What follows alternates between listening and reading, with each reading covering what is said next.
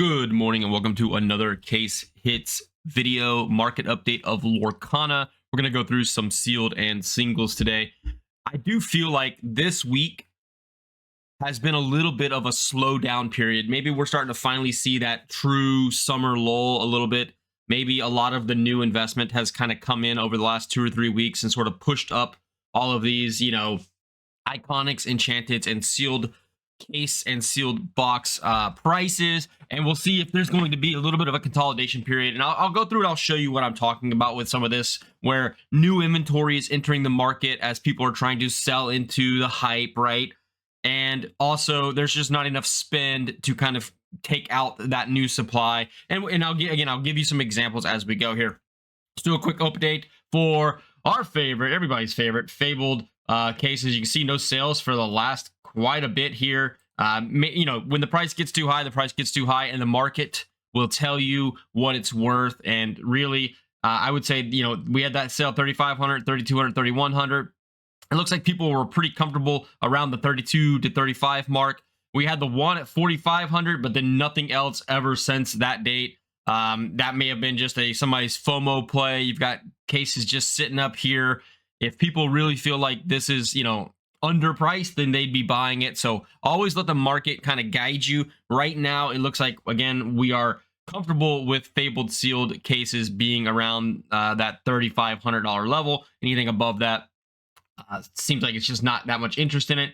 Sealed boxes, solo boxes, some sales here. This one, so single boxes for 1,000. That puts the cases. I mean, it makes sense when you look at it like that. And you're like, okay, the case should be a little bit of a premium. But these boxes are still selling for 1,000. People are really, I mean, new game, new product. We'll see what happens. There's only 15 left available. And this one, I would say the single boxes are still selling quite regularly at 1,000. I'll go ahead and say it, for those in the back room that are listening, if you're going to pay $1,000 a box out of a case sealed, you might as well just save up and buy the case for 4,500 or 4,000. I think that'd probably be a little bit better play. But anyway, regardless, Winter Spell is doing well. Let's see. Winter Spell is still selling. There we go. So this is what we're looking for. You can kind of see the difference here. Stuff that is not like really highly priced. Some people would say overpriced. Still has a pretty good sales volume. These cases selling for $1,000. I think, $250 a box isn't that ridiculous, especially when you compare it to something like Fabled, which is, you would think in people's mind, they're probably like, I have the opportunity to 4x my money. I will say, though, again, you can see, like, when you start seeing all these random names, and if one of these is you and you're watching this, I apologize. I'm not trying to say you're a bad store. You're just an inexperienced store, right? But we start seeing people popping on these markets, a whole bunch of people with like under 100 sales, under 200 sales, and they just start listing stuff. You know for a fact these guys had, stuff in the back room or their closet or whatever, and they're just kind of like pulling out their inventory and selling it into the hype. And you see this every time you have big spikes in any of these types of games.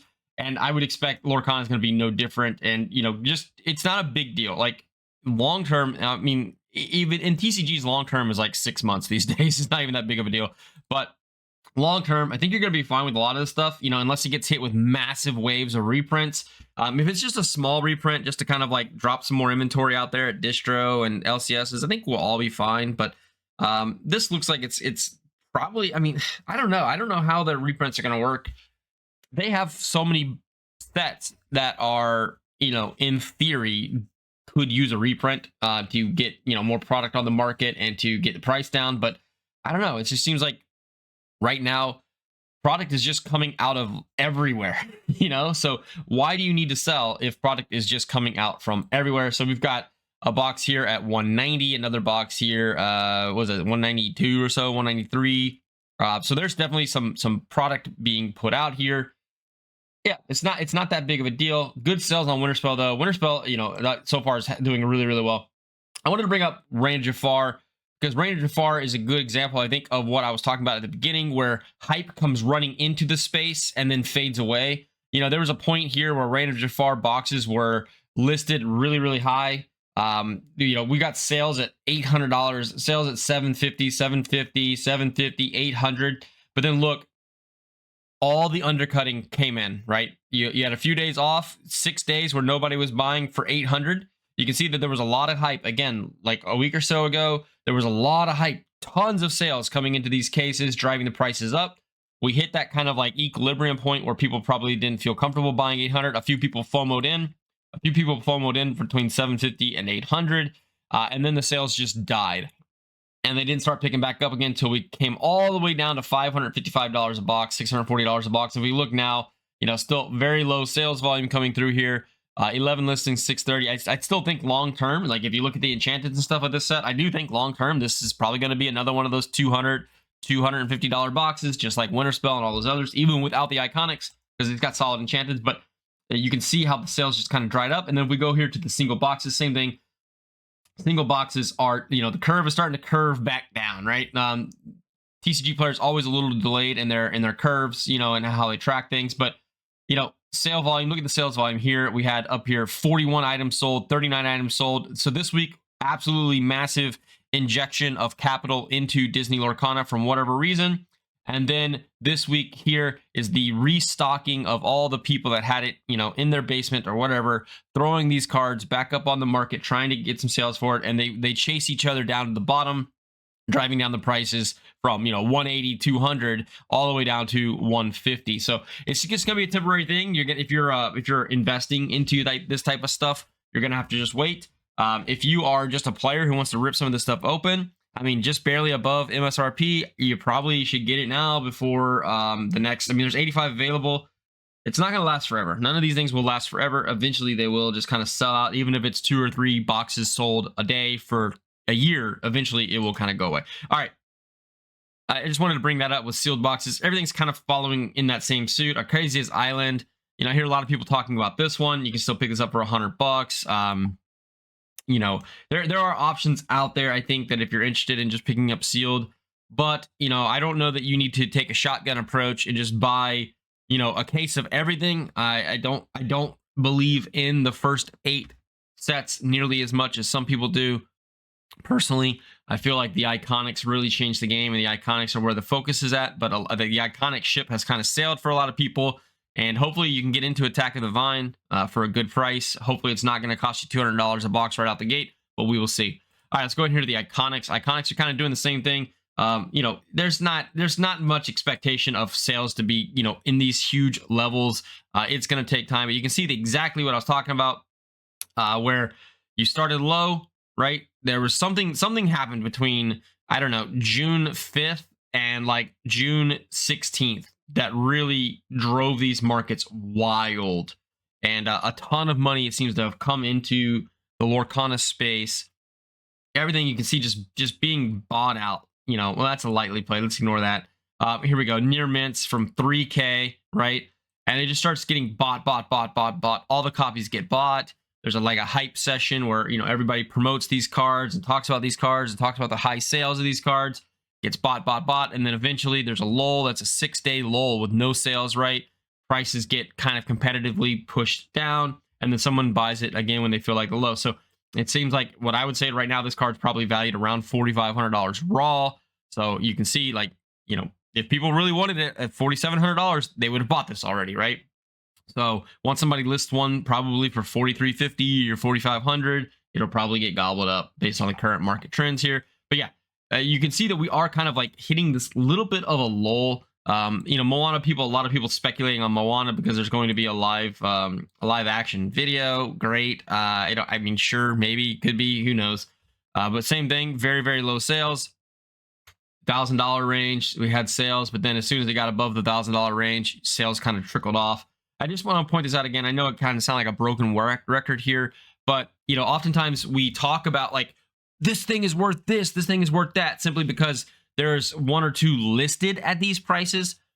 Price listings don't matter. You have to look at sales and look at sales prices. A lot of them do a good job. A lot of people on YouTube do a good job of showing eBay actual solds.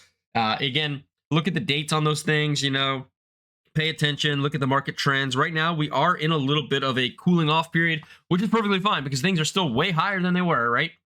Anybody who put a lot of money into this stuff, they're still way higher. I'm going to go ahead and make a bold prediction right here. I think this card is going to absolutely go off. I think Belle and the Beast is going to be an amazing card. I saw the artwork on that premiere. This card looks amazing. I really do think, I think Belle and the Beast is going to become, I mean, it's going to be up there with your like Mickey and Minnie type situation. I really do. This is just a beautiful card, a classic iconic movie. It's the characters in their original like you know costumes and stuff. So I feel like there's gonna be a lot of nostalgia. There's gonna be a lot of focus from people wanting to get in on that Belle and the Beast. So keep your eye on that one. Iconics are iconics, man. They, you know, like again, iconics are just amazing. Nobody, like, it doesn't take a rocket scientist to figure out the iconics going to be expensive. The chase, like, I was looking at the pull rates, estimated pull rates, you know, from all the different like, you know, pack opening videos and like, you know, conversations online and stuff like that. Looks like iconics are around what, like 1 in like 1,500 packs. I mean, that's significant. There's 96 packs in a case for perspective there, so that's 15 cases, right? That's a lot, man. That's a whole lot. 15 cases to get one iconic.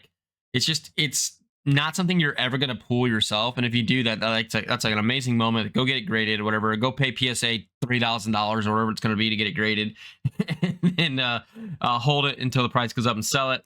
The other place that you can go is Enchanteds, and I'm going to talk about a couple other things too that I've been looking at as well. But Enchanteds are, you know, one per case roughly.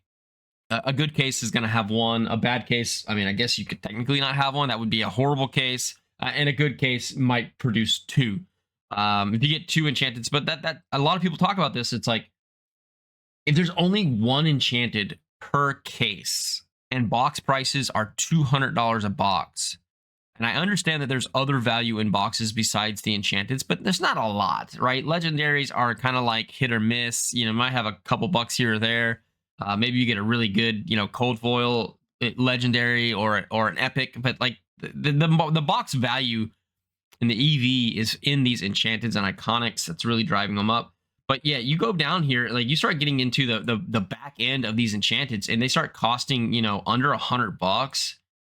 Even you could even argue under $200 is pretty low for an Enchanted. I mean, that you're getting to the point where that's a box price, right? Like Leviathan, for the price of a box, you know, you can buy an Enchanted, which is 1 in 4 box odds of pulling. There's only 36 even listed, right? It's just little examples like this where you could pick up this card for $100. The price is like the volume, the supply is only going to continue to go down over the next years. What is your real downside risk? I mean, unless you just don't like the game at all and you don't like the art at all, the downside risk is you get stuck with a card that, you know, doesn't increase in value for years and years and years. Like Bolt here, another good example.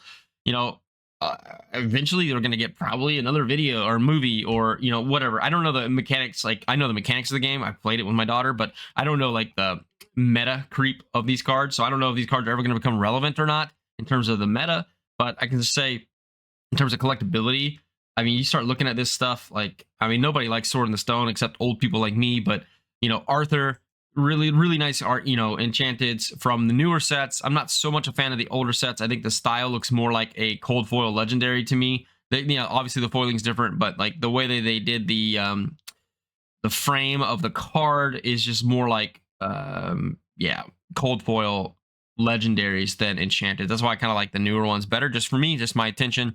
Not saying that there's not value in the older ones. It's just I'm buying stuff that like I would like to see, you know, on a wall, so to speak.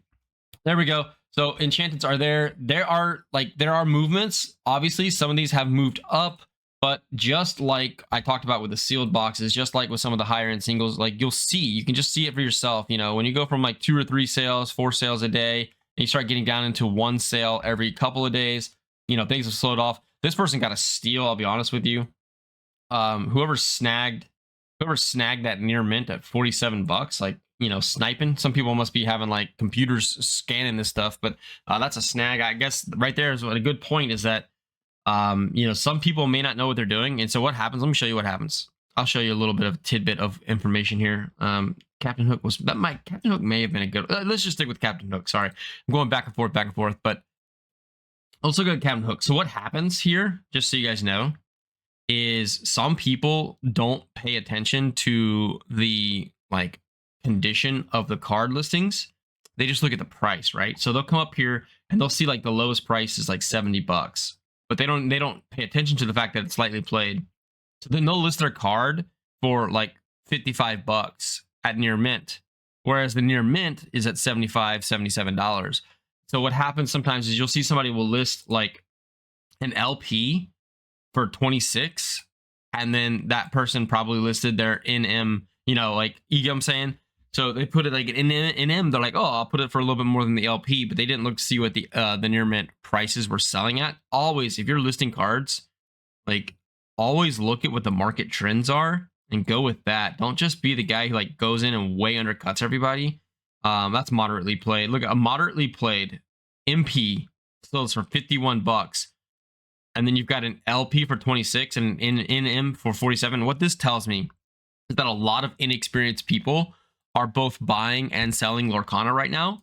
So just be careful. Take your time. Take your time to value your cards properly. If you can get them graded, it seems like there's such a multiple on grading right now. It's worth probably just sitting in a whole bunch, get them graded, and then crack out your 9s and resell them as raws and keep your 10s or sell the 10s. Right? You get what I'm saying? But anyway, that's what's going on there. And then the other one, like people have been talking about a lot lately, is the epics. Epics, just so you know, I've looked up all these kind of like pull race estimates. Epics are about 1 in every like 15 to 16 packs. So what that means is you're going to get like 1.5 to 2 per box. That is like right around. And cold foil legendaries, by the way, a sleeper that I don't even have pulled up here. Cold foil legendaries are roughly 1 every 2 boxes. So you're looking for like 2 to 3 a case of cold foil legendaries, whereas you're going to expect 6 to 8 epics per case. What that means is that the technically rarer card is the cold foil legendaries, and honestly, legendaries are like extremely playable cards too. Epics are playable as well, right? But I think people might be sleeping on the cold foil legendaries. I'm not going to pull it up on this video. You guys can go do some research yourself, but cold foil legendaries are legit like $10 or less for something that is, you know, 2 to 3 per case. Just let that sink in. Enchanteds are 1 per case, selling for $200-$300. Cold foil legendaries are 2 to 3 per case, selling for $10. So anyway, now one caveat there is legendaries can and have been reprinted. So you know there is the reprint factor and stuff. But take it with a grain of salt. Look through it. But yeah, some of these, I mean, I know people have been talking about Rex for a while. He's up to like $14. You look, that's the curve that we're talking about. When I'm talking about like things balance out, this is your consolidation period, right? He gets all the way up to $20. Everything's crazy. There's some sales. You know, people are paying like a lot of money for him. That's what the listings are. So then look, we got 15, 17, 15, 15, 15, 15. If you go back, you will see that, you know, there's that spike and then that lull sell-off period. So yeah, go through here. There's a lot of cards still that are like low priced. Caution to the wind though. Low price doesn't mean potential value, okay? It just means low price. There's probably a reason. It's probably an undesirable character. It's probably an undesirable artwork. It's probably a non-playable card that just is not worth anything to any players either. So could that change in the future if we get support for the game that pushes those characters higher before rotation goes out? Yeah, like there's some things out there that could spike, but for the most part, like if I'm buying this stuff as a collector, especially if I'm buying it as an investor, I would be focusing on the primary Disney IP characters, not locations and land and all that kind of stuff. Like characters, iconic characters that everybody loves that have, you know, a 50-year history of being collectible. And I would just focus on those and enjoy those. So, all right, boys. Thank you. Appreciate you watching. Hope you have a wonderful day. And let me know what you guys are going out there and buying and collecting. Have a good one.